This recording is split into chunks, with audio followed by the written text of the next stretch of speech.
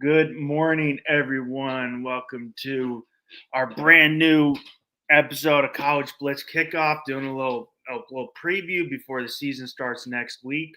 Q, not too many great games, but I'm Russ Morgan here with my man Q. Long off season Q. How we doing tonight or today? I say tonight because I'm usually doing it at night. This morning, yeah. How we doing this Morning. morning?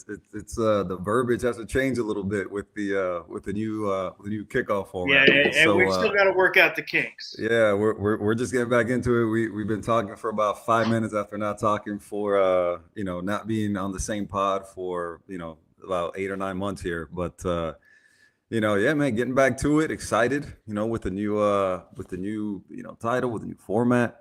Doing good, man. Doing good. Just a little tired, from getting off of work this morning, but man, here we are. It's season's almost here. Can't wait to get started. Lots great storylines and lots of great teams to talk about and cover, as the season starts, but definitely excited to be back, man. How's everything with you? It's going good. Just started my new job, so I'm 2 weeks in with the kids. So I'm a teacher now. I'm full-time teaching now. With the I mean, Hellions. 3 weeks in, but the kids have only been back for 2 full weeks. So it's going good. Back with the Hellions. Yeah, it's a daily. It's not like I'm with the 11 to 13, 14-year-old kids, so they're all going through their puberty and all that. You're with the worst population of human Yeah, beings oh, on yeah. planet Earth. I mean, I'm lucky. I could be at a public. There's some bad public schools in Florida. Yeah. So I mean, I'm at a private school. Most of our kids are pretty good, which is good and pretty respectful. But sometimes you got to be like, sometimes I bite my tongue and like I really want to tell this kid like you're a fucking shithead. Yeah. And I think I've dropped a couple F-bombs on the 8th grade class. But like every teacher hated the class. Like they had like 5 good kids you could talk to, and like every other like just sucked. So I mean, I'm like, don't act like they got shocked. I'm like, don't act like you don't hear this at home. Yeah. You probably like you don't hear this on music, that you don't hear this on TV shows, movies, I had TikTok, whatever. Last week, 8th grade was there. I had 8th grader with like, he's like, can we go outside? I'm like, it's the last day. We're not doing work. And he dropped a very like inappropriate word with like 2nd graders walking around. And then I'm like, what'd you say? He's like, I didn't say anything. I'm like, are you serious? And I'm like, I'm not fighting with me. You got like 7 and 8-year-olds around. Yeah. But like the kids don't learn nowadays. Like when I was a kid, I'm like, okay, that got me in trouble. Maybe I'm not going to try to do that again. I get in trouble at school. I get a detention. I don't want to do that. Like learn from it. Kids don't learn. They just keep on like, nowadays they're just like, I can get away with it, but it's good. I remember growing up and my old man telling me, if you think for a single second that I'm going to believe you over a teacher that takes the time out of their day to call me and complain about you, you're crazy. So just know that if I get a call or your mom gets a call about you doing something at school, when you get home, it's on site. Like there was no, like I see, parents now, and listen, man, credit to them.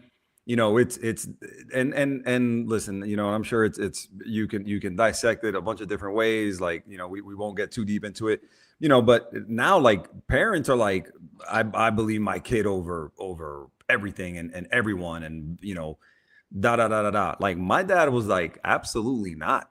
Like if a teacher complains about you, the adult wins. Yeah. The adult wins, period, point blank. And when you get home, it's that ass when you walk through the door. Like, period. There was no way around it. There was no way around it. I will say probably most of our kids probably get a beating here and there. A nice little. I'd say few and far between. Few and far between today. Few and far between. I'm like, I would, but I'm like, people think I'm like, these are the parents. Punishment is belt ass, smacked in the butt. Wooden spoon. Nobody's punching a kid.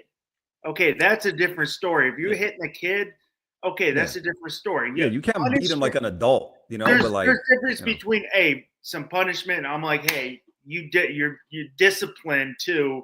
I'm gonna beat the crap out of you. But I had a parent we had our first back to school night, and it was like informal. Come in, ask, how nice to meet you. A lot of the parents came in like, is my son or daughter being respectful and doing the work? One parent comes in and he's literally like trying to change the whole curriculum.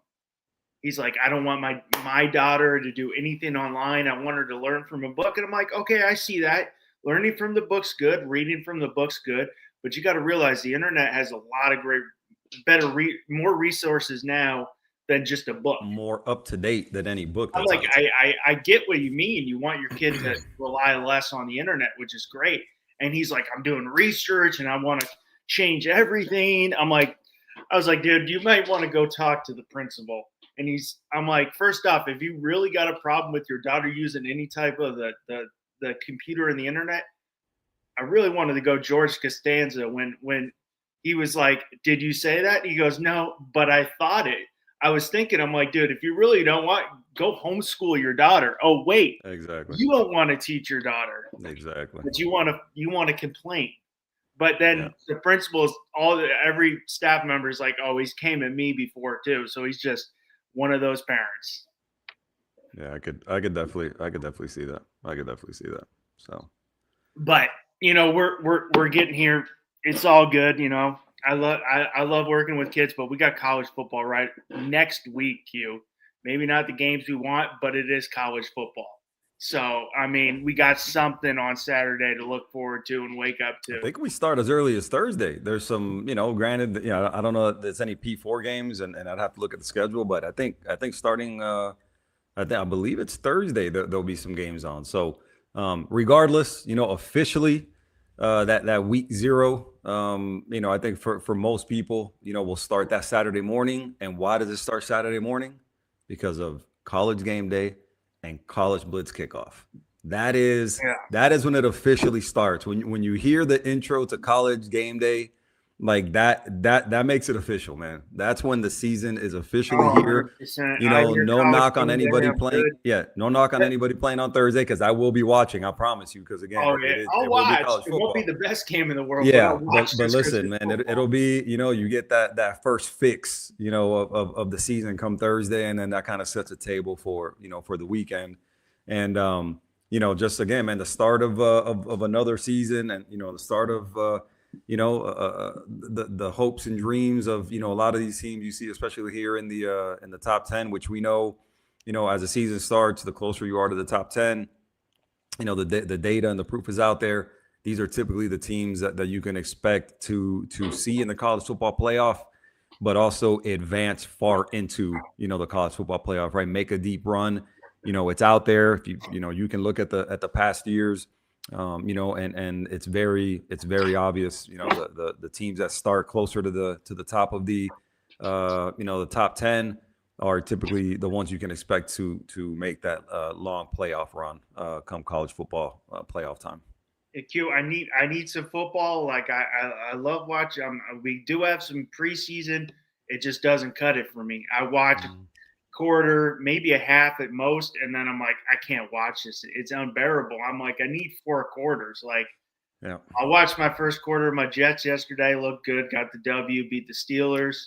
Kate Klubnik's actually, maybe looking good so far. Maybe shocking to me. That is shocking. Maybe I will say maybe he's more of a pro style quarterback. I don't know. I'm not saying he's going to be a starter, but it's just, after the first end of the first half, I'm like, I'm watching guys who are fighting for special team spots if they make the team.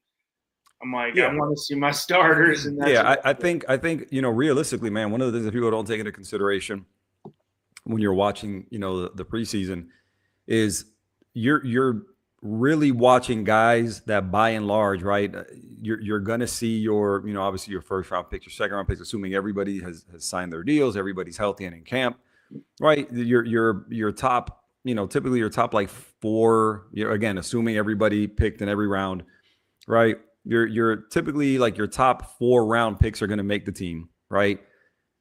5th onward, right? 5th, maybe 6th, 7th rounds. I think you're kind of getting, you're really you're rolling the dice a little bit, in camp. You're not guaranteed to make the team, but you're really making up it's a 53-man roster. Typically, it's like, spot 48 to about 53 that you're really filling out. The majority of these teams know who's gonna make the roster. They're just kind of filling in by and large, kind of the back end of it. And so, I say that to say, yeah, man, when you're watching these games, again, you're watching a lot of guys who, the dream ends for them, during the preseason, right there. This is the last time they're ever going to play football, more than likely. And, again, it's a lot of undrafted free agents, it's a lot of camp bodies. You're the guys that people are depending on, by and large aren't playing more than, especially to start off, right? A couple drives, maybe a quarter. Like Fernando Mendoza played a whole half the other day, looked like ass. If I may add that in, so still spicy from late January. Look, I don't apologize. We got Bobby Finstock.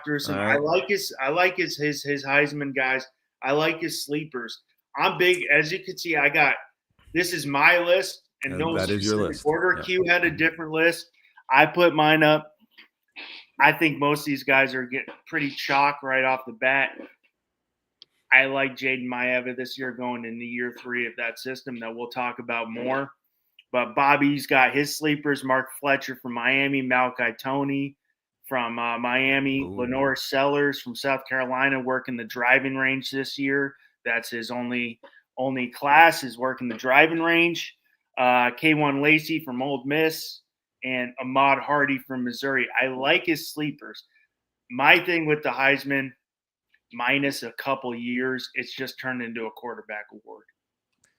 Yeah. Minus a few years here and there where we get some running backs.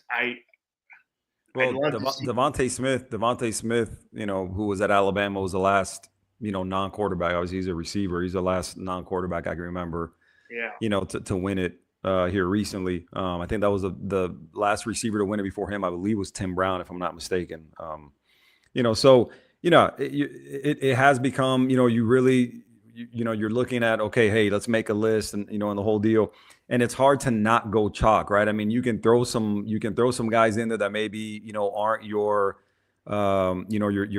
typical, your top 4 to 6 guys, but it really is hard to get anybody in there, because really from the jump, it seems like the media, right? ESPN, Fox, your writers and everything, it really just become, I don't know which one came first, right? But it just does become lazy, right? It's just, it's the same 5 to 7 names kind of throughout the season. And then you add 1 or 2 that kind of come up out of nowhere. Like, again, Trinidad Chambliss last year, right? He didn't even start the season at Ole Miss, right? Yeah. It took Austin Simmons getting hurt. Let's see what he did to come back from great year.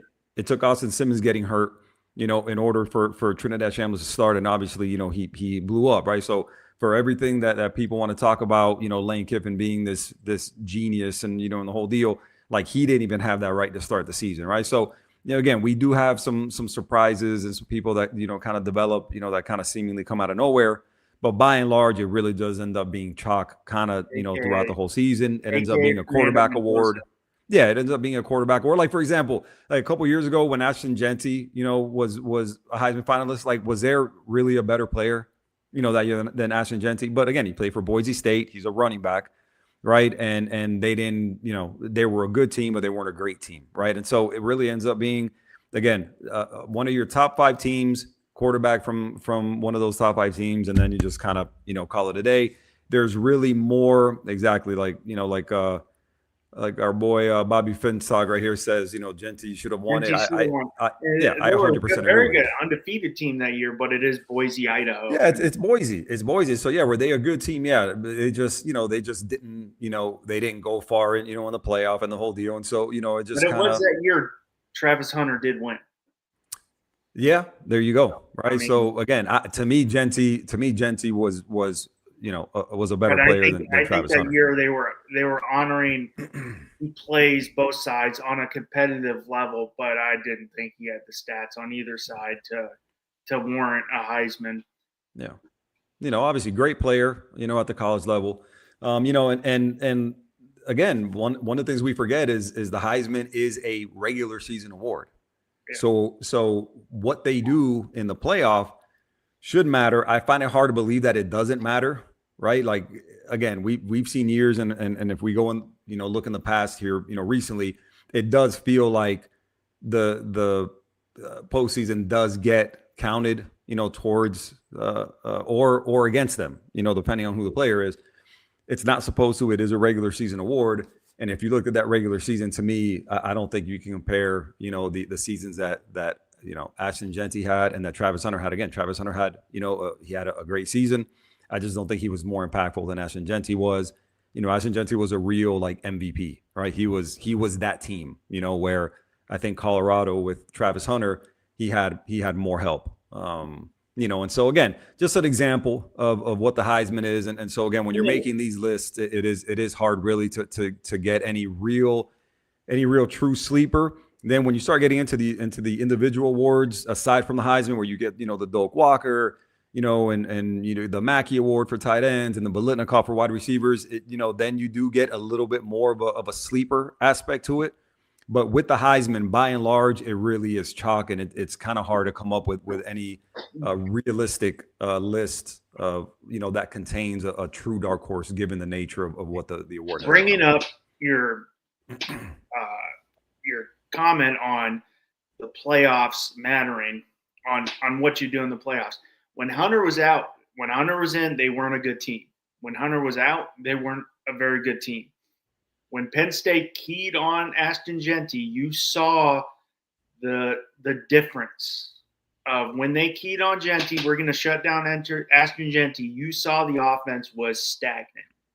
He was that. He's the reason they went undefeated and ended up getting a bye.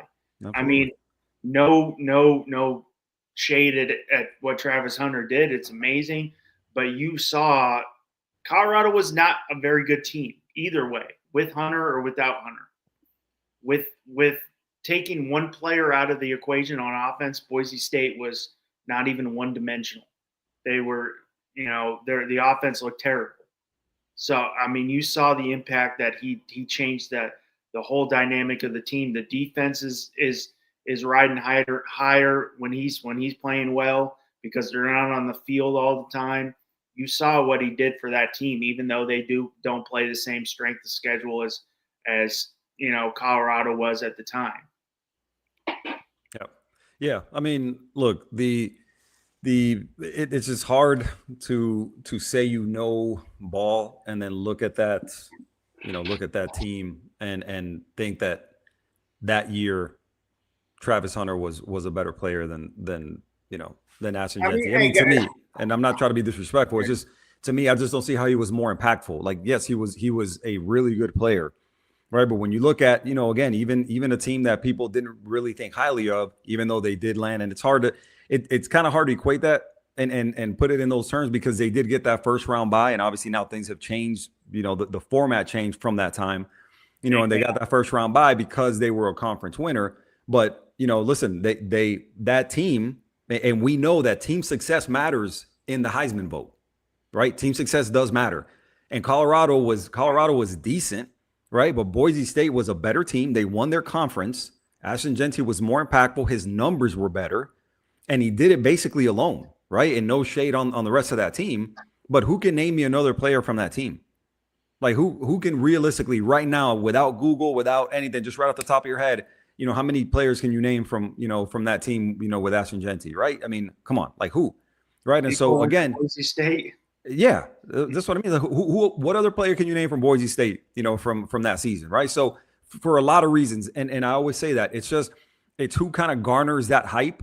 And to me, one of the things that Travis Hunter benefited from was the prime effect, right? Having Deion Sanders as his coach, he's just a hype machine, right? And if you remember that season, everything was like, oh my God, now all these guys are going to Colorado games and they're hanging The Rock and Michael Irvin and all these guys are going to Colorado games and they're on the sideline and they're doing interviews with Prime, and you got College Game Day at Folsom Field. And it's like, so the hype machine that is ESPN kind of got behind, that Colorado program.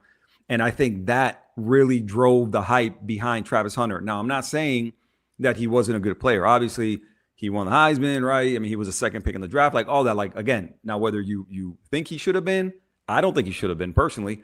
But whatever you think or don't about, his position in the draft, it is what it is, and it was what it was.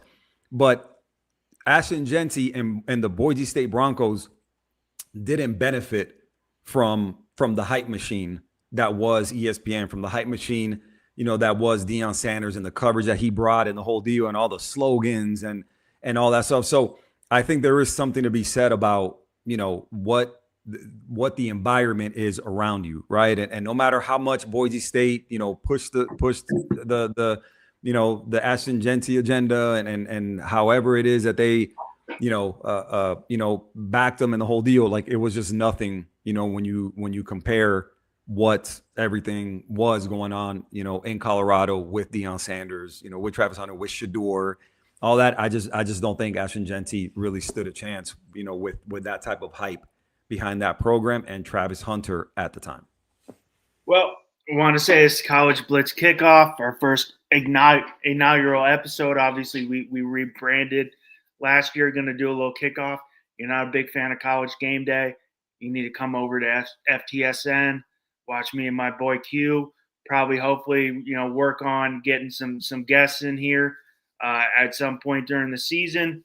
I know not everybody loves College Game Day. I do love College Game Day, but hey, if you're not a huge fan of it, come over here because we got some good takes. But, this week before we go on, obviously checking Twitter and everything, Q and myself, we're going to get a permanent time minus maybe 1 week when I'm in California, because I am 3 hours behind when I'm in California. So maybe a 9 a.m. call for us is not good 1 week when I'm in California, but we're going to get together a permanent time, a 10 or 11 slot. We can get in here, preview the games, but obviously we got no football. Q, let's kick it off. We had the AP Top 25 come out. We got our top 10 on the screen. Our man Bobby Finstock really helping us out this year to get that on there. First opinion of, when you saw the top 25 come out, was it just, hey, I'm pumped, college football is right around the corner, or do you have any opinions on the top 25? Yeah, man, look, the top 25 is always going to bring with it some controversy, right? It's always been the nature of it. I did an episode on my podcast, the I Hate Football podcast, here recently, about, the top 25, specifically, where Miami stood in it, right at number 7. And, one of the things that I really touched on was the benefit of the doubt that certain logos brought with it, right? And when we look at those logos, right, typically, in terms of conference, right, the SEC and the Big Ten typically, kind of are the ones that get the benefit of the doubt. And then when you look at the specific conferences, then you look at some of those teams that always get the benefit of the doubt. That's how it goes, right? I think with the people, that vote on the polls, I think by and large, I think it's lazy, right? And I just think, again, they just, whatever the coaches did, they kind of follow suit, and just submit it and forget about it, right? That being said, I think when we're looking at, and Bobby, put on there who in the AP top 10 doesn't belong in there, in your opinion, it's really hard for me to look at the top 10 and really just, omit one team from there, right? I think there are some teams that probably should have been higher, right? And at the risk of sounding like a homer, I am a firm believer that Miami should probably be in the top 3 somewhere.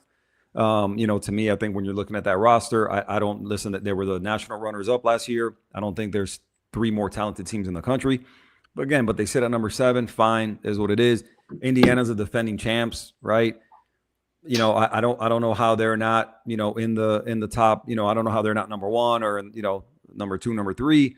But again, it's hard really if I'm looking at one of those teams and, again, gun to my head and you made me omit them, I would probably say somebody like Texas A&M maybe would be the one that I'd probably be number 1 on the chopping block for me.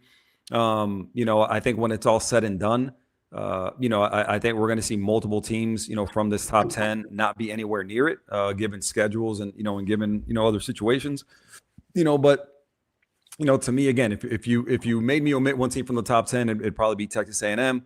In terms of the top 25, when you start getting into kind of like the middle, and the end of the poll, I think there's some teams that kind of make me scratch my head. Like, to me, I don't see how Penn State lands in the top 25, to be totally honest with you. Given again, it's literally it's an entire new roster. It's a new staff, it's new everything. No matter what you think of Matt Campbell, during his time at Iowa State, again, he's coming to the other side of the country, right, to a new program, starting from scratch. I don't see how those guys end up ranked. Somehow Mizzou always ends up in the top 25. It boggles my mind how they're always in there. I just think it's, again, and I hate to sound like the conspiracy theorist, but I really do think it's like, okay, hey, this is one more ranked win than the SEC gets to have against Missouri. Tennessee, kind of the same thing. I don't really think super highly of them. Clemson, I think they did make the coaches poll. They weren't in the AP poll, but they made the coaches poll. I mean, kind of hard to, to really fathom, how they're ranked, to be totally honest with you. Yeah, I think there are some teams that, kind of left me scratching my head in terms of, either why they're ranked or where they're ranked. But in the end, listen, I think last season there were something like, the top 25, I think there ended up being like 10 or 11 teams that ended up unranked, from the preseason. So again, there's going to be movement. There's going to be teams, moving up and down and everything, given, the head-to-head matchups and everything. But, I think now more so than at any other time, there's less of an emphasis on the preseason ranking. Like, to me, if I had it my way, I get why the rankings are out there. All right. Because again, you want to have that hype for these early season games. You want ranked matchups. I get it. But to me, I think the most prudent thing would be, the rankings come out after like week 3, let's say, to give people time to, to kind of play and show what it is they have and everything like that, especially now with like, the portal era, you get like totally new teams from one season to the next. So to me, I think ideally I'd like to see the rankings come out after about week 3, let's say. But given where we're at, again, I get it, but also it's different now with the 12-team playoff field, and now moving forward, which, here in the next year or two, I'm sure we're going to have more than that, where, the preseason rankings, by and large, like they're not going to be, a super huge deal, because it's just going to be an expanded field. And if your team is halfway decent, you're going to end up making the field. Now, yeah, you want a higher seed and all that, but there's not the emphasis that it was when it was a 4-team playoff, where it was like, if you weren't in the top 5, it was really hard to make up that ground during the season. I'm with you. I think my issue is maybe A&M probably being omitted, but I don't see any team outside the top 10, say in the top 15, top 16, that deserve that spot. I guess LSU, but I can't just give LSU a nod on being in the top 10 because you have Sam Leavitt, you hired Lane Kiffin. I want to see what they do on the field. Alabama doesn't deserve it. Texas Tech lose Brendan Sorsby after that tumultuous offseason. USC, BYU, Michigan type of thing. I don't see a way you could omit a top 10 team. Now my top 5 was a little different. I do have the same chalk 1, 2. I moved Notre Dame up to 3. I got Miami at 4, and then I was waffling. I think Texas would be my 5. I don't think Texas has a daunting schedule this year. But I can't make that. You can't make that opinion on a team as a top 5 just on looking at their schedule, going into the season. But I see your point with Indiana. A lot of years, the defending national title team is the number 1 team. But they did lose a lot. So, I mean, I think they're right there. Miami, I think, can be higher. Like I said, I think they should have been right there 4, 5, and the Notre Dame Miami will get a decisive opinion on that this year again with another, great matchup. Last year was a great matchup. This year should be another great matchup in South Bend. So, you'll get an answer on that. And obviously all the lead up to the Notre Dame, the playoffs last year was the Miami fans not happy Notre Dame was ahead. But at the end of the day, Miami fans got the answer they wanted, and it head-to-head played a factor like it should. I think I get where Notre Dame fans were angry, because I do have some Notre Dame fans that are like, if that was the case, why were we consistently putting Notre Dame ahead of Miami and then getting to the final, ranking and then just pulling the rug. I get that. They should have just right off the bat, okay, yes, Miami's got the head-to-head.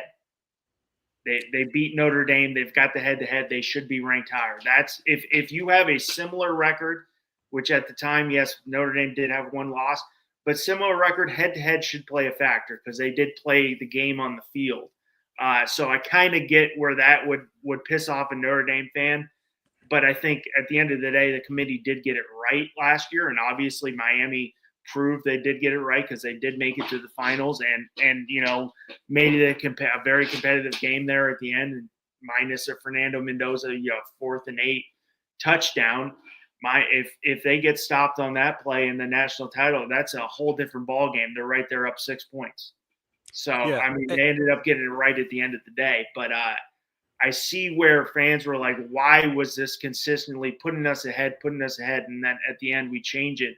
Like, if you're going off of, and we spoke about this last year, if you're going off of just like, if you're going, which we both agree, head-to-head should play a factor. If the records, I get it. If Miami was, 4 losses, you can't really say, oh, head-to-head plays a factor. But similar, they played on the field. You can't just be doing hypotheticals. You played on the field. It got decided on the field. Miami won the game. They should have been ahead. Now, if Miami was, 4 losses on the year, I get it, but they didn't.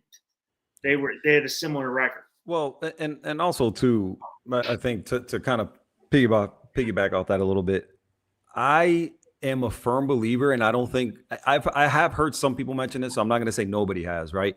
But I'm a firm believer in that the argument wasn't Miami or Notre Dame. Like, to me, I think the argument was Notre Dame or Alabama. Yeah. Truthfully and fairly, when you look at what Alabama did, like this notion, in my opinion, that the a conference title game shouldn't count against you is BS. Yeah. Because it should. Because it's a game. Yeah, okay, you played an extra game, man. And you got smoked in that extra game. Like, you got it. You got the shit kicked out of you, pardon my French. But like, they looked really bad against Georgia. Like, they got dominated, right? And so when you look at them, they backed their way into the playoff. Testament to the fact that when they went and played Indiana, they didn't even put up a fight.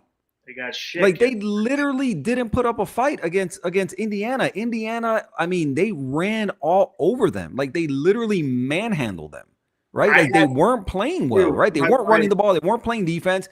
So I don't understand. Like, Alabama got in again. Remember, like I said, it's logo recognition, it's brand recognition, and that's exactly what ended up happening with Alabama. Like, they discounted how they looked in the SEC title game, decided not to penalize them or punish them for how bad they looked. They're like, oh, well, this game doesn't count, blah blah blah. So they get smoked, and then they allow them into the playoff when they shouldn't have been in the playoff in the first place. I totally forgot about it. I'm like, I was like, you need to be pissed at Alabama. I mean, exactly. Miami was never the problem. Miami was never the problem. Miami, that they would have rather had Miami's 1 loss below, but they're playing very competitive football at the time. Yeah, I get that, but Alabama should have been. They got shit kicked by Georgia. They go out there.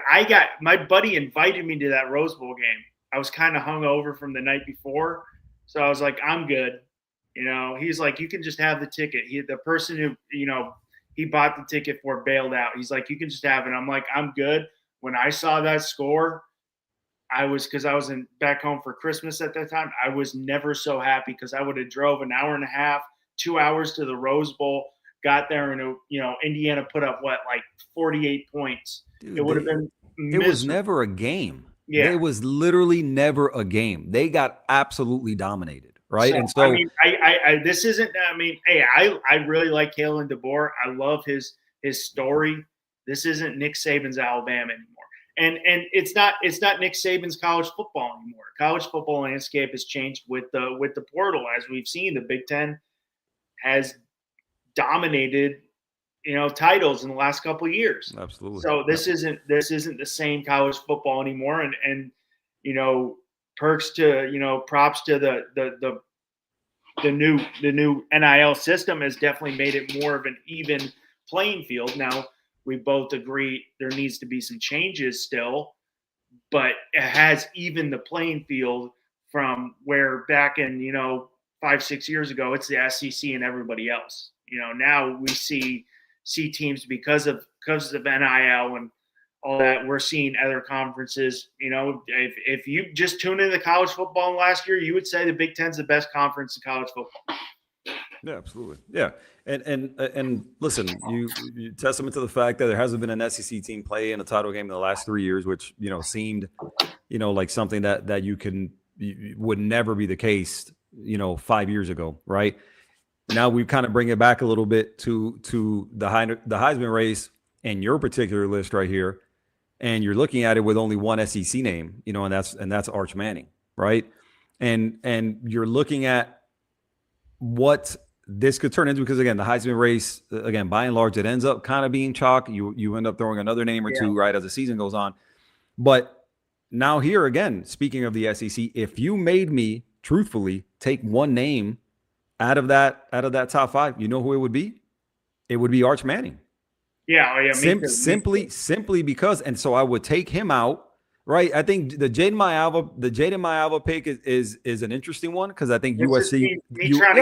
I get it. Yeah, USC. I think USC, when you're looking at what it is, that they've got, this year, right? And I've got their schedule here pulled up, right? And I'm going somewhere with this, so bear with me, right? So they start off with San Jose State, man. Then Fresno State, man. Then Louisiana, man. Right, Rutgers, man. Right, September 26th, Oregon. Okay. Next week after that, October 3rd, they got Washington, right? Then they got Penn State. We'll see what it is that they turn into, right? Wisconsin, probably not going to be any good. Then they've got Ohio State. Then they've got Indiana, right? Maryland and UCLA to close out. UCLA, we'll see what they turn into. Everybody's super excited about Bob Chesney. So I go through the schedule for this specific reason. When we look at Heisman winners, what is one of the phrases that come Heisman time, people end up really, really, harping on, and it ends up being kind of like the buzz phrase, Heisman moments. Yep. Right. Your Heisman moments. The opportunities there. Exactly. So they're going to be on prime time. So when you look at this schedule, right, this is what, and granted, now you can say the same thing for Arch Manning, right? Because the Texas schedule is super tough.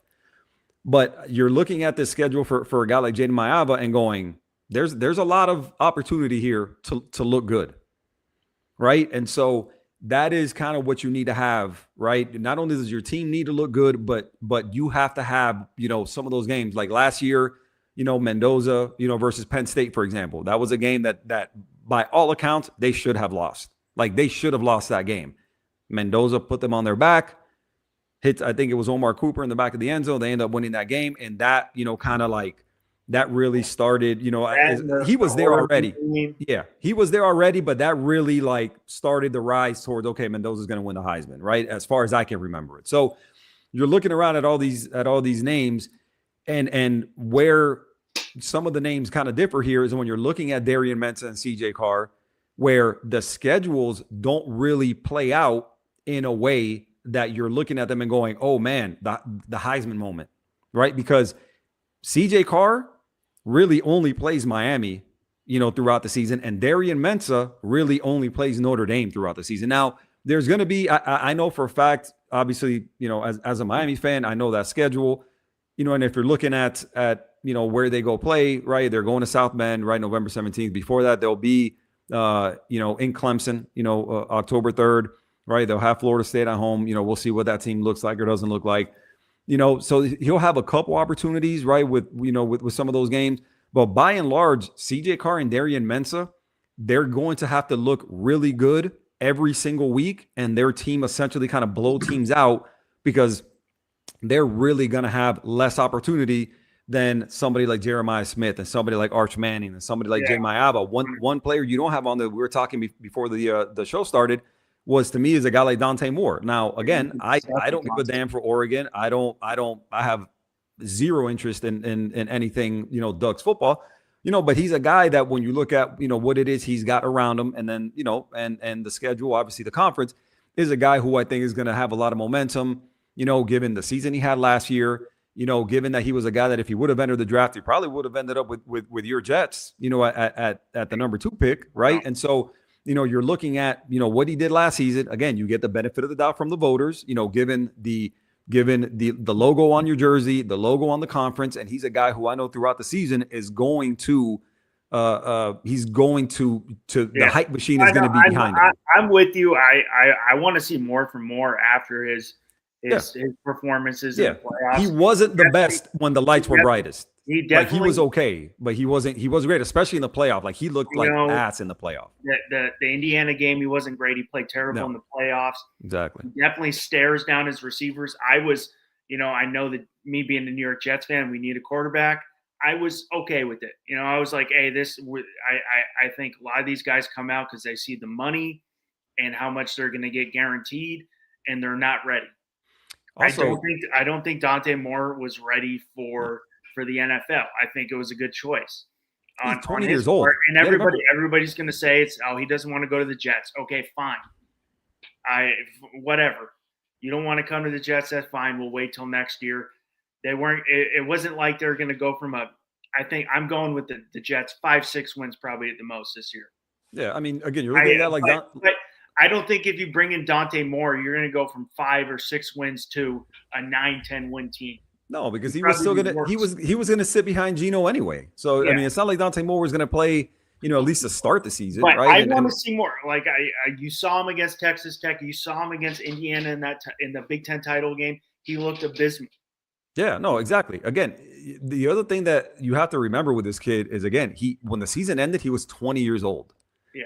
Right. So the guy, he's not a finished product by any stretch of the imagination, right? I mean, he's a guy who still has some things to work on, right? I mean, going through his progressions and again, kind of being better in the big moment and so on and so forth. He's got a lot of talent around him. Well, he's got a lot of talent around him. A lot of people think, and you see Oregon's at 2. I don't know where you want to go. We want to continue on this Heisman, or we want to go in the top 10. I think we'll just get, we're rolling with the Heisman now. But let's roll down the Heisman. Let's roll down the Heisman list. Okay, we're rolling with this.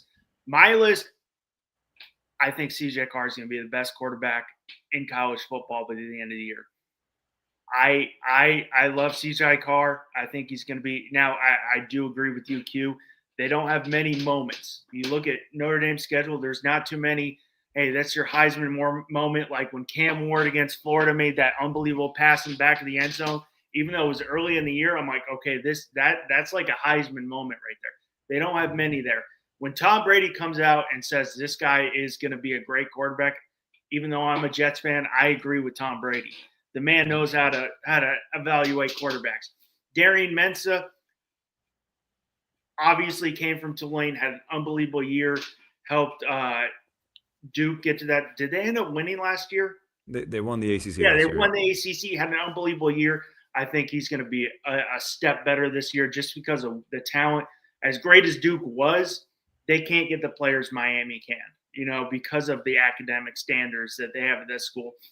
Jeremiah Smith, unbelievable first, freshman year. One issue with that is, with me, I think he is one of the best player in college football, but he's a wide receiver, And as we've seen in recent years, it's a quarterback award. Arch Manning, he looked bad. But then there's times he's looked good. How's he going to do in the bright lights? And we brought up they have a daunting schedule this year. And on September 12th, they play Ohio State, who's right now the number 1, preseason number 1.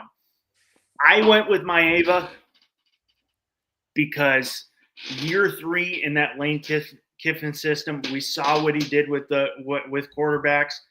I didn't want to just go, for me, plain shock the whole time. I want to throw out a little different one. Now I think Maeva had a great year with USC last year. Now it is Lincoln Riley, you mean? Yeah. Lincoln. Did I say Lane Kiffin? You say Lane Kiffin, yeah. Yeah, Lincoln Riley at USC. Lincoln Riley. Lane Kiffin got left on the tarmac at USC. My bad. Yeah. He's plus 20, 2,500, 25 to 1. So if you really want to, if you're a betting person, you really want to throw your money on a guy who's going to give you the best profit, throw it on Jane Maeva. Yep. And he's going to have that. unlike, my 1-2, he's going to have those opportunities to get the Heisman moments playing Ohio State, playing Washington, playing Indiana. He's going to have more opportunities to have that Heisman moment. Yes, I do agree with you. Dante Moore can be right there. I like Bobby's sleepers, with Malachi Toney, Keywan Lacey from Ole Miss, who, really helped propel that team. And definitely they could have beat Miami if he didn't get hurt. That really affected the offense, even how great Trinidad Chambliss played. Right there, Lenore Sellers, we'll see what he does. I did like Bobby's sleeper picks there. Malachi Toney, the most exciting freshman we saw last year. And I'm definitely, me being a guy who just loves college football, I want to see what he does building off his freshman year. But that's just my list. I threw my, I didn't want to go pure chalk, Yeah. I think pure chalk after a while gets a little boring. I still want to see more from Arch, in my opinion. What is he going to do? I think Arch, started off kind of slower, picked it up, but in the big games wasn't all there. Let's see what he does. I think coming in, he's riding high off the Manning name. So what's your list? Yeah, look, the in terms of my top 5 for the Heisman, man, I look, and so just so the viewers know, this is Russ's personal list right here, which again, good list. Like I wouldn't push back on it too terribly much. I mean, again, I think you have to like CJ Carr and Darian Mensah given the ease of the schedules and what we assume they're going to do against those teams. And again, it's hard to imagine any one of those teams loses more than one game, possibly. I mean, again, if you listen to everybody and all the prognosticators, Notre Dame is going to beat Miami on November 7th, which again, we'll see. Can't imagine Notre Dame has more than one loss when the season ends. I think that's kind of the same thing for Miami and Darian Mensah. I think Darian Mensah and CJ Carr both going to put up big time numbers. Obviously it starts there, right, with team success, putting up the numbers. I think a guy like Jeremiah Smith, and I'm glad Julian Sain wasn't on your list. I think he's a guy that I think a lot of people, like I've seen a bunch of people saying that he's their pick for the Heisman, which again, I get it, right? But I think we're really going to see this year whether what we saw in the playoff versus Miami from Julian Sain is going to be right, because he had a little bit of Dante Moore in him, right? He had a little bit of Dante Moore where the lights got bright. And he kind of shrunk a little bit. Miami ate him up, right? And ate those receivers up and ate that offense up, right? Trust me, I was there for that game. I was in Dallas for that game, right? And I saw the way that offense, could not handle that Miami defense. And so we're going to see, okay, is Julian Sain going to take that next step from being a guy who affects, winning more than he did last year? Because again, everybody, talks about, there's 78% completion percentage or whatever it is. Yeah, that's cool. That's fine, right? But you kind of expect that when you're throwing to who it is you're throwing to, right? When you have the core receivers that they have and the offense that they have and the whole deal. So we'll see. I personally don't think he's going to be, in New York for the Heisman, but that remains to be seen. I think you can justify Jeremiah Smith. If you're looking at a non-receiver winning, Jeremiah Smith probably has my vote, right? I mean, he would be the one that I would expect to be in New York as a non-quarterback, right? So I can see CJ Carr, I can see Darian Mensah, I can see Jeremiah Smith. I think Arch Manning, I think his team is going to underachieve. I don't think he's going to put up the numbers and the wins necessary to be there. So I would take him out. Jaden Mayava, I think that's a great dark horse pick. I wouldn't be shocked, but I hesitate a little bit, but Trinidad Chambliss is a guy who I think is going to put up numbers. Right. I think we're going to see what that looks like now. Again, there's some things to think about with him. No Lane Kiffin, right? No Charlie Weiss Jr., which I think matters, right? I think when you're switching, systems with those two guys who I think mattered for a guy like Trinidad Chambliss, I think you have to really, you kind of have to be in wait and see mode to see what he's going to look like now in a new system. I'm interested to see that because I think that's going to matter. And then to me, a guy like Malachi Toney, which, I think, again, if you saw him play last year as a freshman, right, I think now second year, in college football, I think a guy who may not necessarily have, he led the country in receptions last year as a reclassified True freshman, a guy who should have been a senior in high school last year, reclassified, played as a freshman, last year, led the country in receptions. I think he's got more big moments in store this year. And I think if there's another non-quarterback, that could be added to the mix, I think a guy like Malachi Toney, given, his ability, the team he's going to play on, the help he's going to have around him. Because remember, last year, he had a little bit of help, right? The running game was obviously a big help. The receivers, CJ Daniels and Keelan Marion and these guys had their moments every once in a while. But he's a straw that stirs a drink, right? Now on the other side of him, you're going to have Cooper Barkate, who was a 1,000-yard receiver at Duke last year. You're going to have some other pieces around him. But I still think he's going to be he's in a system with Shannon Dawson, who I think is going to put him in position to shine, right? He's going to throw a couple touchdown passes this year. He's going to take some jet sweeps for a touchdown or two. He's going to be in the mix. He's going to have some big moments, for a team that most people expect to, go deep, have a great season and go deep into the playoffs. So to me, you've got some names I think you can throw in there. But again, by and large, do I have a huge issue with, with your top five? Not at all. I mean, again, they're names that, I would not be remotely shocked to see, in the running for the Heisman coming out of the season. I think, I threw my Ava's 2,500, but you're with Lincoln Riley for year 3. We saw what he does. He's it's been changed in the past, but he was the quarterback whisperer. Julian saying I couldn't put him in, even though he's at plus 1,200 for betting odds. I couldn't put him in. Dante Moore could be definitely in there, and we spoke of that before the show and during the show about Dante Moore, and he's going to have those moments with Oregon. That could propel him to get to New York. So I think there's some names. Drew Mestemaker from Oklahoma State. He came from North Texas.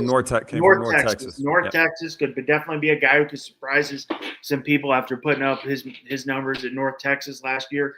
Could be a guy with Trinidad and Chambliss.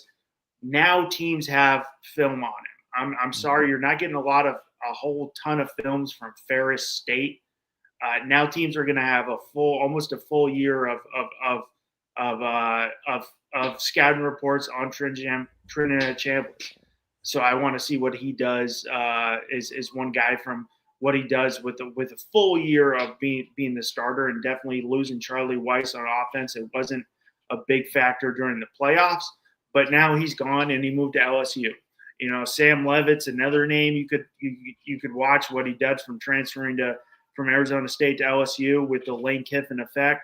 What he does there. We do have Ole Miss LSU very early on the schedule. I think it's September 17th. Week 3, I believe it is. Yeah. Yeah.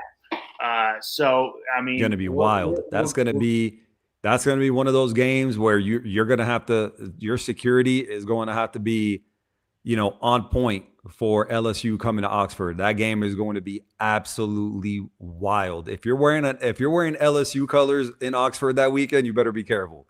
Yeah. Because you are not going to be like Lane Kiffin. I think it's going to be wild. That's a game everybody circled the minute Lane decided to leave.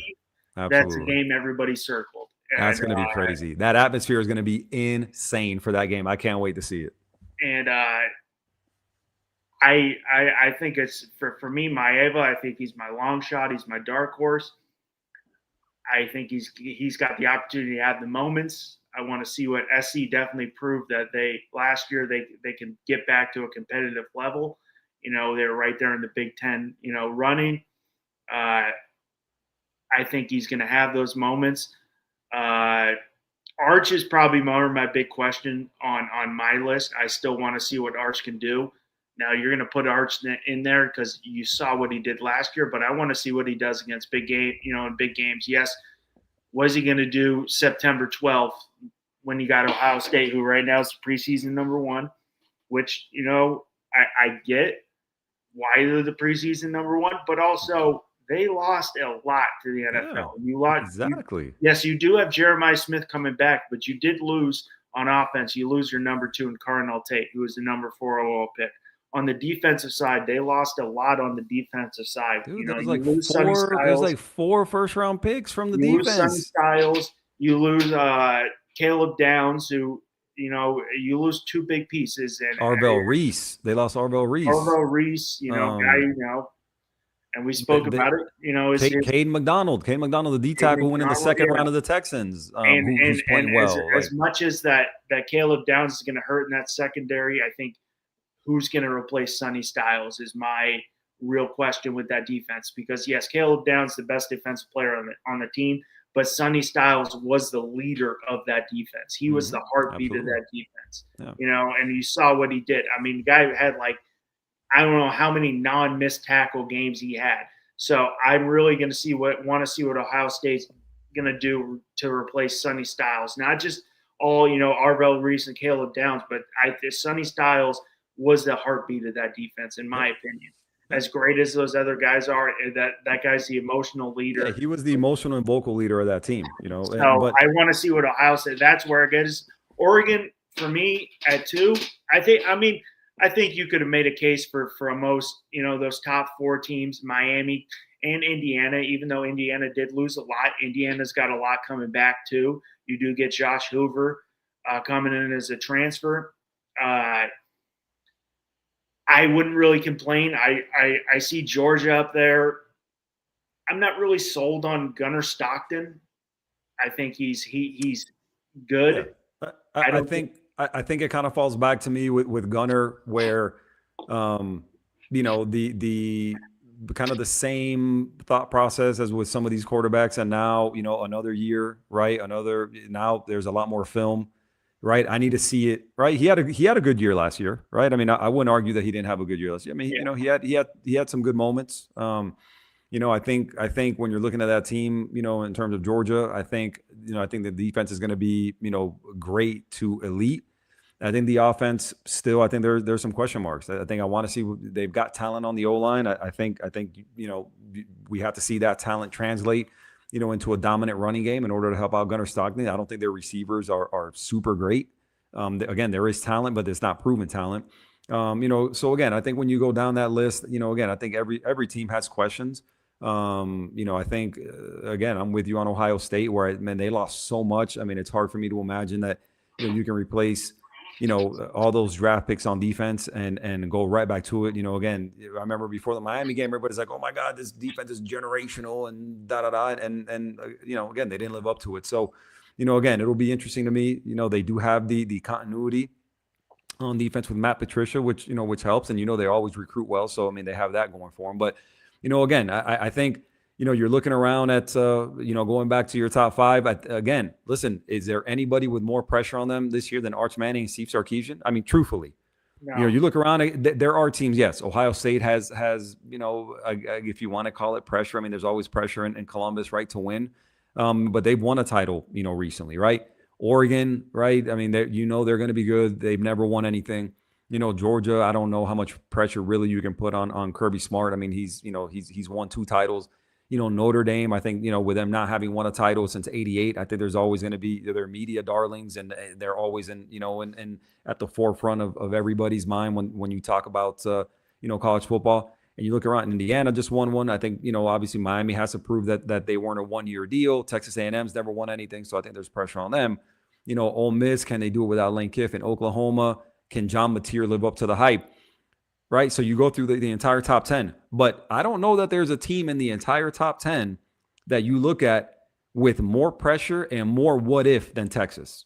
Yeah. When you look at the money that program has at their disposal, what they spend, right? They brought in this kid Hollywood Smothers from Louisville, who's a really good running back, right? They went out into the portal and paid money for guys like Cam Coleman and so on and so forth, right? You're looking at what it is they pay to that roster, what the expectations are, right, given those dollar figures, and then the schedule, right? I mean, listen, if this team goes out and loses, which can happen, if this team goes out and loses like 4 games, the amount of bad press that is going to come to rain down in Austin and on that program is going to be really interesting to watch.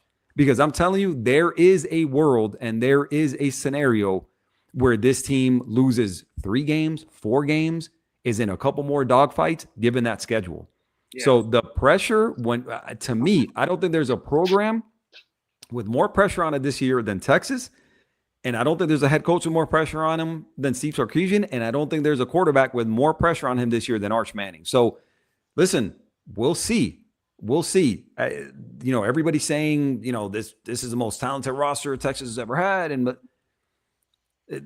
Listen, man, I don't know that my money is on Texas, winning the SEC, or going too terribly far, in the playoff if they do make it. We'll see. If they make the playoff, they will have earned it. I will say that because the schedule was tough. They will have earned their way into the playoff. But I am not of the thinking that it's a foregone conclusion that Texas makes a college football playoff. I am not. And on top of that, anytime they see Georgia across the field from them, they fold. Georgia always handles them, right? And so again, there's a lot of things there that I think Texas has to battle and really has to show for the first time with Arch at quarterback. I think, and I don't know that they can. If you're looking at the schedule, and this is where you can't really put, I'm going to put their schedule as a factor of keeping them out of the top 5. You're going off of pure. No, you can't. You can't. You look at it. We got Ohio State week 2 in Austin, which is perk, but that's 1 versus 5. You've got Texas going to Rocky Top, which still going to be a tough place. Always a tough place to play. You got Texas, Oklahoma, Red River Rivalry. You've got Texas, Ole Miss. You've got Texas, Missouri, who's top 25. You got Texas, LSU. You've got Texas A&M. They've got a daunting schedule. Yep. Yeah, Oregon's always a team. If you talk about Notre Dame being a media darling, Oregon is right up there with them, and it's because of Nike and it's all the flashy uniforms. Oregon has never done it since Marcus Mariota left.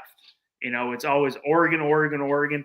Big game comes around, Oregon can't get it done. And they've got the flashy numbers since they had Chip Kelly. They always have the great offense.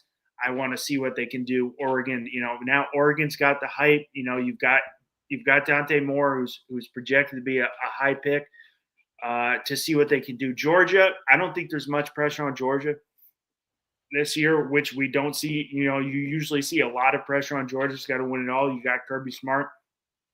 Notre Dame, they've got a cupcake schedule. They've got Miami. But so the medium darlings, they've got the best TV deal in all of college sports because they're not in a conference. And I don't blame them. If you're telling me in the NIL days, I don't want to be in a conference, it works out perfectly because if they do make the college football playoff and win games like they did in the year, previous to this year, they keep all that money themselves. They don't have to divvy it up to the conference. So, and you keep all the money from your TV rights with NBC. I am with you. I think Texas got a lot of pressure. We've been hearing about the Texas hype with Sark since he came there, and then he got Arch. This is year 2 of Arch, year 3 in the program. We'll see what he can do. People were talking about Arch his freshman year coming in. He's going to be the number 1 overall pick before he even took the field. Well, let's see what he can do. Indiana lost a lot. They still have a lot coming back, and I still think they're going to be good. You get Josh Hoover. We'll see there. Miami, can they build off the hype? Can they build off what they did last year? You had Darian Menza who put up amazing numbers at Duke. You still got Mark Fletcher coming back, who was big in that playoffs for Miami. You still have Malkai Tony, who was the most exciting freshman on the field last year. I want to see what A&M. A&M always seems to have the hype, and they can never live up to it. There's always, it's always A&M. I'd like to see what Ole Miss does. Oklahoma, Oklahoma was the big what if last year, in my opinion. It was they started off so great, and then Mateer, breaks his thumb and was never the same. We'll see what he does. It could have changed if he stayed healthy all year. As always, Oklahoma's my biggest what if. And who's your coach? Who's that? Oklahoma? Yeah, Brent Venables. Venables just secured like a 60-year deal. Yeah, they extended him for big money. With like 11 mil a year. So, he's something like that, yeah. 10 and a half, 11, something like that. And I know SEC gets all the love, but people in Norman, Oklahoma fans don't put up with losing. Yeah. And, they'll be good. Oklahoma's going to be good. Oklahoma's going to be like a top 5 defense in the country.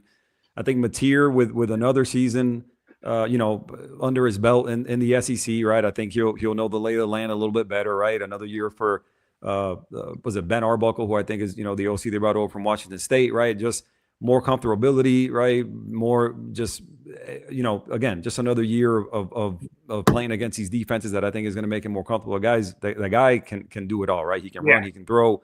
They're going to have great receivers around him, right? The O-line is going to be good, right? So again, I can see Oklahoma being really good. I want to see a full year of material. I mean, exactly. Yeah. I mean, if he's healthy, right, he's going to be healthy, right? Another year in the SECs, right? So I think it's going to help him. And I think, again, he's going to have the benefit of having a really good defense.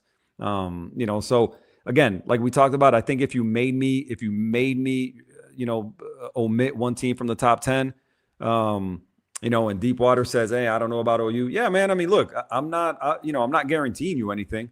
But again, I think I'm going to give a guy like John Mateer the benefit of the doubt, a guy he's a really talented guy. Let's not forget Deepwater. As a Miami fan, I don't know if you were one of the ones, but there was a lot of Miami fans hoping that, again, before they landed Carson Beck, John Mateer was one of the guys that I know they were really, really clamoring for. And I was one of those people. I would not have minded John Mateer being, the quarterback of the University of Miami last year. So again, he's a guy who, I don't know that there was ever really a really big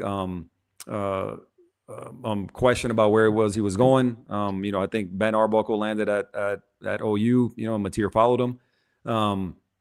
But again, I think they're a really good team. They're a talented team. I am fairly certain they're going to be at worst a top 10 defense in the country. So, again, I think they've got a chance. I'm not saying they're going to win a title. But I wouldn't be surprised if they're a team that, maybe plays in the SEC title game, for example. That wouldn't surprise me. And they were right there last year. They were right there. Absolutely. They made the playoff. Remember, they made the playoff. You're coming back from injury. They still made the playoffs, had some very big wins on the schedule. Exactly. To me, I would take them over Ole Miss in the SEC. I would take them over Ole Miss, and I would take them over Texas A&M, me personally. That's just me. I don't know if Deepwater agrees or not. I like Marcel Reed, but big games, lights are brightest. Do I like him? Yes. Do I love him? No. And I spoke about this, in past with you. That Miami A&M game, great game overall. Yeah, it was an exciting game. It wasn't a great, but also, the wind. They were playing in a damn, in a hurricane. It was a great game because it was a nail biter. Yeah, but it wasn't a well played game. There was no offense, and Marcel Reed didn't do it for me. Yeah. He didn't get it done when the lights are brightest, and you're in Kyle Field, which is one of the biggest stadiums in college football, right up there with Knoxville and Rocky Top, and that place is a raucous environment. He didn't get it done. It didn't matter. Miami still won it. No, didn't Hey, a win's a win. Even if it's ugly, you win though. You win. A win. Absolutely. Absolutely. Yeah. Is there any team? I know we're going all off of all this top 10, top 25. It's all. Hey, real quick, before we go on, and I know Bobby's got he's got the controls and stuff. So I mean, we can't see the comments. I know we can't post them on there. Deepwater says Trinidad. He says he would take OU over. There it is. So he would take before this one, right? He said he would take. When he says over A&M, yes. So, he's talking about Oklahoma. He would take Oklahoma over A&M, not over Ole Miss, right? Trinidad is a real deal. Yeah. So listen, and I don't know if you were on already, Deepwater, when we were talking about it. My answer to that is we have to wait and see what Trinidad Chambliss does this year without Lane Kiffin and without Charlie Weiss Jr. I think that matters. I don't think that's nothing. Okay. But he when he started last year, yes, he was great. Right. But, okay, I got you. He said he just joined in, which, so we talked about that earlier. Yes, Trinidad is a real deal. I get it. Well, no need to apologize, bro. Appreciate you joining in, man. But we're glad you just tuned in. We're glad you're here, brother. We're glad you're here. Appreciate you. Appreciate your support.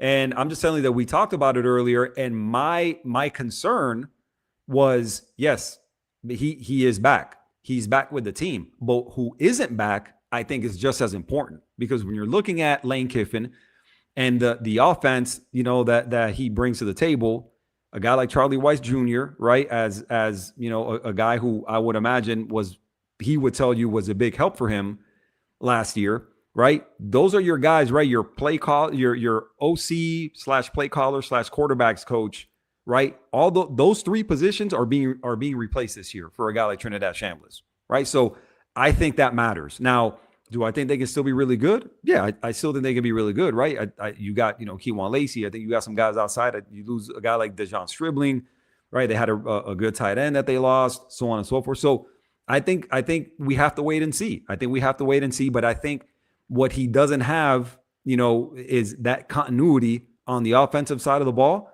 at coordinator and at head coach. And I think that matters. So yeah.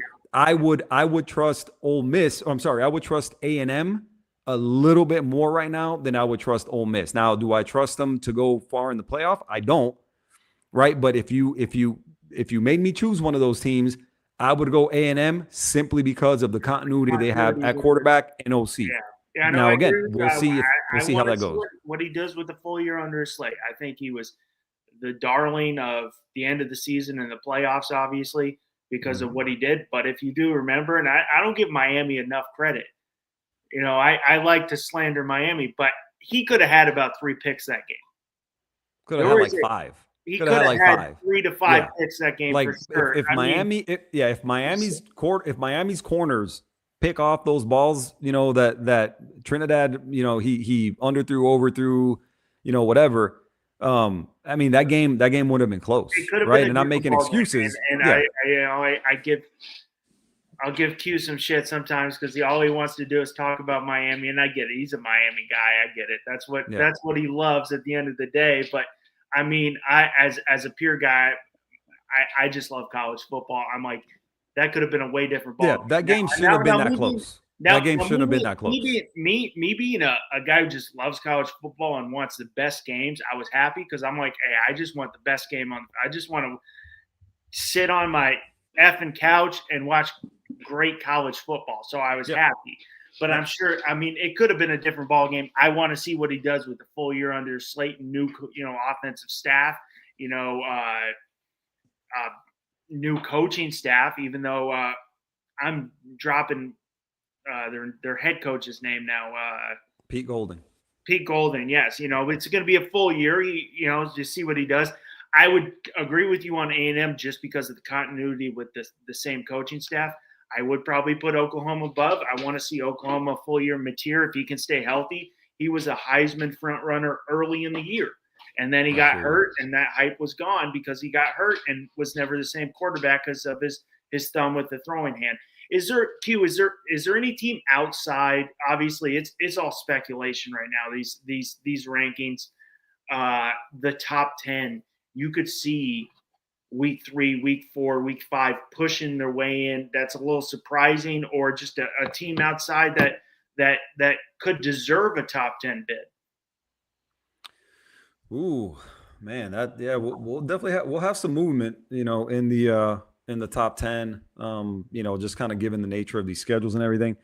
I think, look, man, we know that if they show that they're good, the media will back them. And I think a team like USC, because again, man, we always kind of have to go back to the conference. We have to go back to, the particular team, right? The head coach people.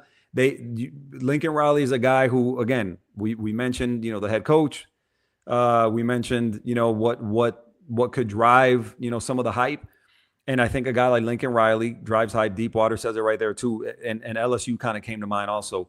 But I think more so in Deepwater, I don't push back a ton, right? Because in all seriousness, LSU was kind of on the tip of my tongue. But where I give USC more of the credit is the continuity, right? Because Russ touched on it. Jaden Mayava is in year 3 in the system. Lincoln Riley, right? He's a little bit more established. So I think given the fact that Lane is it's not that there's not talent, right? But we know what Lane is capable of, right? We assume we know what Sam Levitt is, but you got to remember, Sam Levitt is making that transition. Sam Levitt is going from the Big 12 to the SEC, right? And so again, a guy like John Mateer, you saw I don't, John Mateer wasn't, I think, what people expected when he got to Oklahoma, right? He came from, from the Pac-12, over to the SEC, and I think there was an acclimation process. Granted, he hurt his thumb and the whole deal, so that had something to do with it. But I think, to me, if I'm comparing the two and you're making me choose which one of them I could see a higher ascension quicker, then I would have to go with USC because, again, Lincoln Riley has been there. Jaden Mayava has been there, right? There's that continuity, which I think matters. I think it's important. So would I be shocked to see LSU in the top 10 at the end of the season? No, I wouldn't, right? But I think that given what is established there already, and he said that Riley has to prove it, I think his seat is getting warm. I don't push back on that. I wouldn't push back on the fact that if he doesn't look good this year, that I think there could be some whispers and maybe some rumblings about what his future is like, right? And Lane Kiffin has the benefit of it only being his first year, even though there's a ton of money that has been spent on that roster. So that matters, right? And LSU, that matters. Remember, they got rid of Brian Kelly, who was averaging 10 wins a season, right? But had not won an SEC, hadn't been in the playoff, right? So again, the prove it deal, I don't push back on, right? And again, I think year one, even though there's a lot of money spent on that roster, I think with Lane, I think you give him the benefit of the doubt and that it is his first year. But Lincoln Riley, I say I would trust him more in terms of being in the top 10 quicker, given that, again, he's been there, right? He's got the continuity, which I think matters. I think goes a long way. So either one of them, I wouldn't be surprised to see them in the top 10 sooner rather than later. Given the movement that inevitably there will be. But I think, in my opinion, and for my money, USC gets her a little bit quicker because I think there's less of an acclimation process for Lincoln Riley than there is for a guy like Lane Kiffin. Well, Q, I was really hoping you'd go a different way because I didn't want the same opinion. But I was like, oh, please just go LSU, and then I could say USC. But I think USC is definitely – Maeva showed it last year. He could have came out of the draft and could have possibly, been a first-round pick last year because of the lack of QBs we saw last year. I think Lincoln Riley, yes, I agree with Deepwater. I think he is kind of on the hot seat after securing that. As the kids say, he secured the bag at USC. But this is also, USC is a blue blood program too. I mean, since Pete Carroll came there, it's Los Angeles. The hype's there, it's LA. Pete Carroll changed everything at USC when he came to USC. They were not a good program. And then he came, they ended up, splitting for the title with Carson Palmer. You have a couple Heisman winners there under quarterback with Palmer and Matt Leinart. Year 3 for Maeva, we've spoke about it and don't want to repeat ourselves, but the continuity of the staff. You're not getting a new offensive coordinator. You're not getting a new head coach. You have that continuity. Your guys. LSU, I want to see it. Well, obviously, Sam Leavitt, was good when Arizona State made the playoffs. Kind of hurt last year, but you're moving now to the SEC. Big 12, it was a decent conference. It's no SEC. Can I interrupt you real quick just for a second? Something that people aren't talking enough about, which I think is going to matter, because what has been the knock with USC, with every Lincoln Riley team? What's the knock on every Lincoln Riley team from dating back to Oklahoma? Defense. The defense. Who's USC's defensive coordinator this year? Gary Patterson, who was the old coach at TCU. Listen, I know that offense, dominates the headlines. I get it. But low key, I think a guy like Gary Patterson in LA at USC that needed some toughness, right? Which most Lincoln Riley teams do, right? Because they're super finesse. I think low key and not being talked about enough is a guy like Gary Patterson and the difference he could make year 1 at USC and what that could mean for them moving forward, with that defense kind of matching the offense. So I'm really interested to see how that goes. Now that he's not a head coach anymore, he had a really good run at TCU, right? Made a title game, got smoked by Georgia, right? But made a title game. He was at TCU and successful for a long time. So, and he knows defense. That guy knows how to coach defense, right? His personality, right? His ability to coach and the whole deal, given the talent he's going to have at USC. Really interested to see how that works out for USC with Gary Patterson as a DC. I think that's going to make a huge difference for them and their chances to have a good season and go far in the playoff. Just my opinion. Yeah, I got ESPN, the AP top 25. Ohio State gets 40 votes. Oregon gets 14. Notre Dame 6. Indiana 8. Miami 1. UC was number 3, who didn't get a single first place vote. The SEC didn't get a single first place vote. Georgia did not get a single. Hey, they got them at 3, but you don't give a conference. The conference did not. You put them at 3, but you don't get they don't get a single vote for number 1 overall. Yep. That's kind of, it's interesting. Things have changed.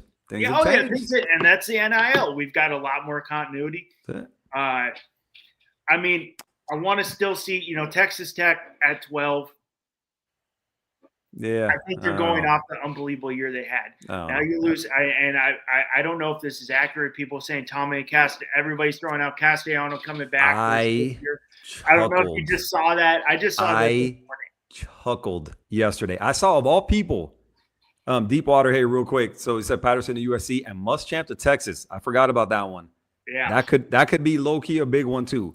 We'll see. Listen, Muschamp has hopped around a little bit here the last few years. And I think there's a reason for that, me personally. But if he can find his way again, going back home to Texas, remember, he was a DC there under Mac Brown, right? So going back home now, and being the DC again, we'll see. I prefer the Patterson move at USC over the Muschamp move at Texas, but I think they could both pay dividends. Yeah. Now, what was it we were just talking about? Your best friend up there last year in Tallahassee, the quarterback up there. So of all the people that I saw, listen, I think highly of David Pollock and his knowledge and the whole deal. I think the guy knows ball. Like I wouldn't push back on that at all. But I saw him tweet. He's like, Tommy Castellanos, in Lubbock, could make them a national title contender with the deepest running back room in the country, and everybody came for him. Like, he got blasted for that comment. I saw it. I didn't take the time out really to comment on it or whatever, but my eyebrows kind of raised a little bit. I was like, dude, did you see him play last year? Like, I get they beat Alabama last year, game 1. Cool. That's fine. But throughout the season, he makes them a national title contender. He must be seeing something that I don't see. He's personally. Also, I'm like, hey, if you brought up some like that, I was like, hey, he's going to a weaker Big 12. Like, back it up a little bit, not just say, hey, this is my opinion. I'm like, if you're gonna put that out there, like, throw me some facts. Because yes, he's going to a weaker Big 12 where Arizona State loses their quarterback. Listen. Could he go there? I can't even tell you who the guy replacing Brandon Sorsby is. I heard his name. He was the backup there last year. I don't remember his name. Listen, I don't know. To me, Texas Tech, of all the teams, really kind of in that top 15, I think are the biggest wild card. I don't know what to expect. I believe that's him. Yeah, I think it's Will Hammond. I think to me they're the biggest wild card just because they had such a meteoric rise last year. They just kind of literally came out of nowhere. So now we'll see if truly they can kind of keep that momentum going, right? Again, an NIL school, if I've ever seen one, right? Good for them. They got the money, they're spending it. Fine. We'll see. I truly don't know. I don't know what Joey McGuire brings, following up last year, right? They got smoked by Oregon in the playoff. They got shut out, which was, they did not look good. So we'll see, man. I really, really don't know what to expect from them. Of any of the teams in the top 25, truly, they would be the team that I know the least about because they just have the least amount of history, the least amount of recent history, right? And so I really, really don't know, what that looks like. I have no idea. We'll see. They don't really concern me in any way, shape, or form, to be totally honest with you. It'll be interesting. We'll see if they can match or surpass what they did last year. I have my doubts, but we'll see. Well, Q, before I know, it's Saturday. Everybody's got to think. You got any, one last comment before we wrap up here after we said 30 to 45 minutes and we smoked past that. And Yeah, our we producer in do the what we back always said do, bro. 20 years later, you're about to wrap up. But you get talking college football. You lose track of time. You got anything? I'm just jacked up for college football. I just need to wake up. Yeah, same, man. I mean, listen, the prevailing thought for me is first and foremost, man, happy to be back on with you. Happy with the little rebrand with the college Blitz Kickoff. The inaugural episode, which is again, man, good to be back on with you with with my man Bobby.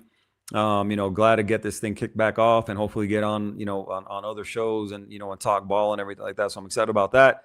As a Canes fan, I'd be remiss, if I didn't mention them and the potential they have this year. I think they're, appreciate you joining in, Deepwater. We'll see you soon, man. Come back in next week.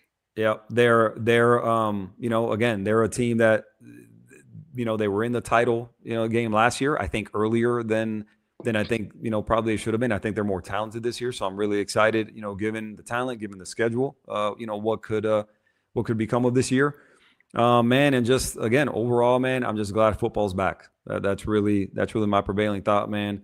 I cannot wait to see what happens in college. Obviously, the NFL. I'm going to be watching also, but I'm just really glad on both ends, man, that football is back. Can't wait to see how the season goes. Yeah, I'm pumped.